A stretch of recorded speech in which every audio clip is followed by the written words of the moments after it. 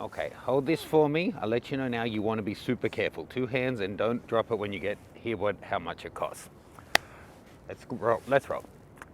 Hey folks, in today's video I have some really special equipment that I have on loan to take on my upcoming tour to Ethiopia and Japan.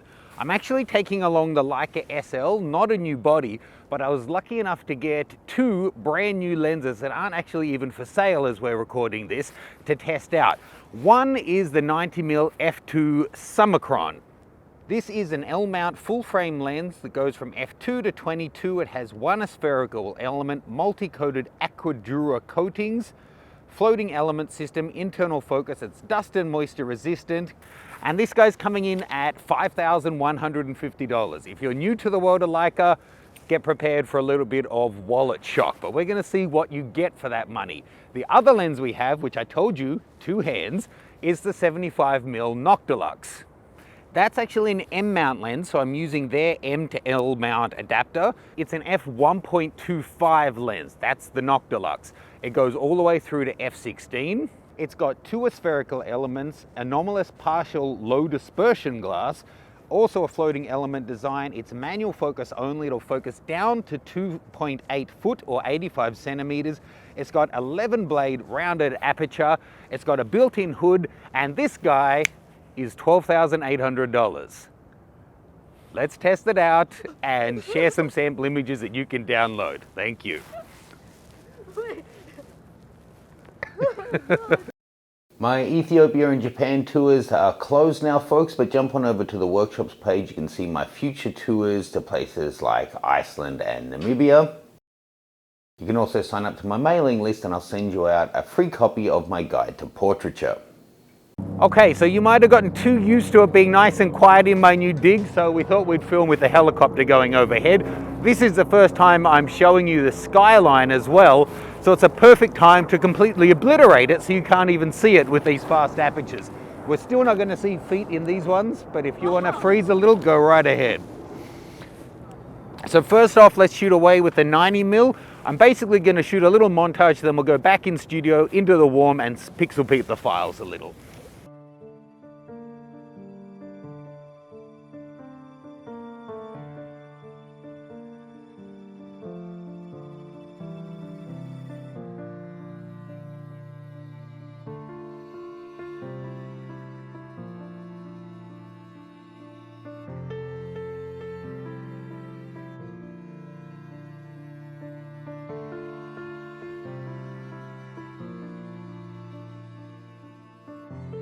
As much fun as the 90 is, I gotta crack the Noctilux out. How can you have a lens like this and not have it on your camera all day?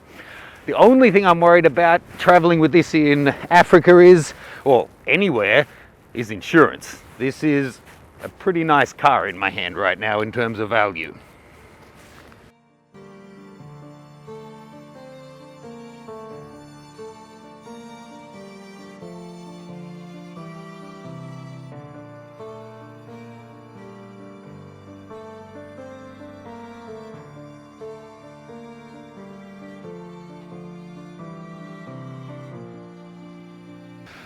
On a normal film camera or an older digital camera, this would be so difficult to focus without practice.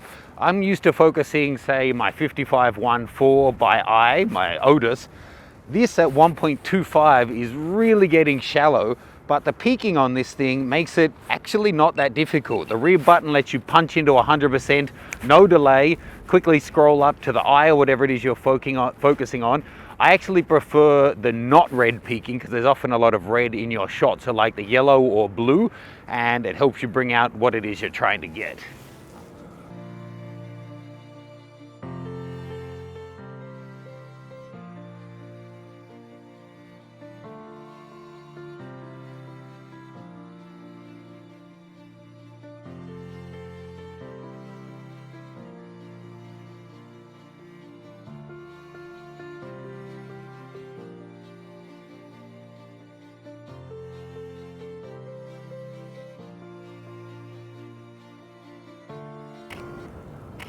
Okay, now I do want to get a full body one, so just stand right in the middle with a big aggressive pose.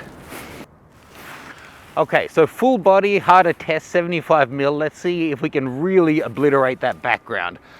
It's funny, I actually find it harder to focus with this peaking system at stop down because everything's kind of in focus. Here, you have such a little paper depth of field. It becomes a lot more apparent when it's actually in.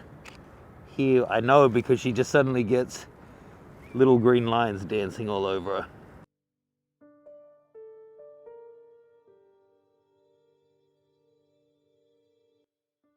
Freezing temperatures. Whew. Okay, let's go in the O if we have time. Can you get up there? Was there ever a doubt? Okay, so that's actually better. I was thinking squeezed up in the hole, but that works. Chin down.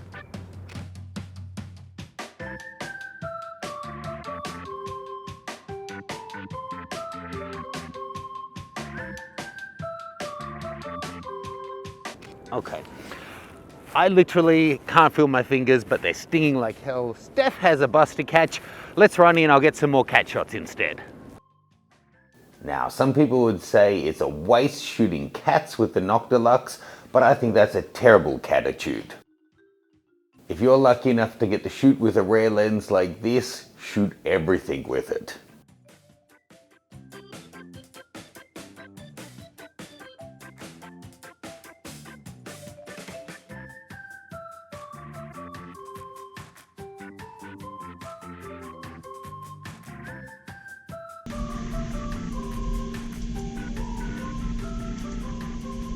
How about a little backlight kitty cat portrait?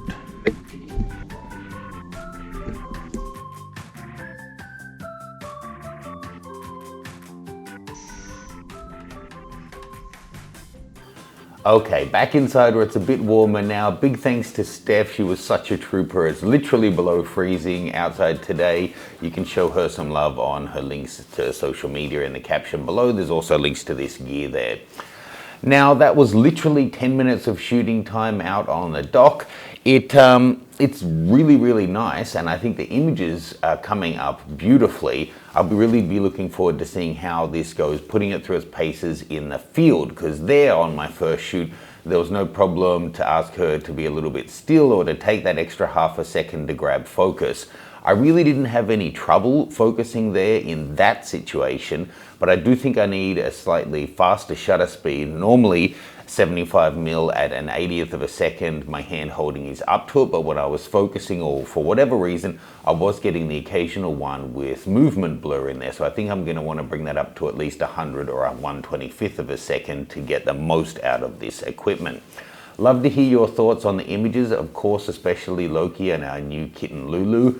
I hope you enjoyed that. You can head on over to the website, also link in the description below to download a couple of those samples, and I'll be bringing you loads of content from Ethiopia and Japan, so make sure you're following along on my social media where I'll be sharing photos along the way.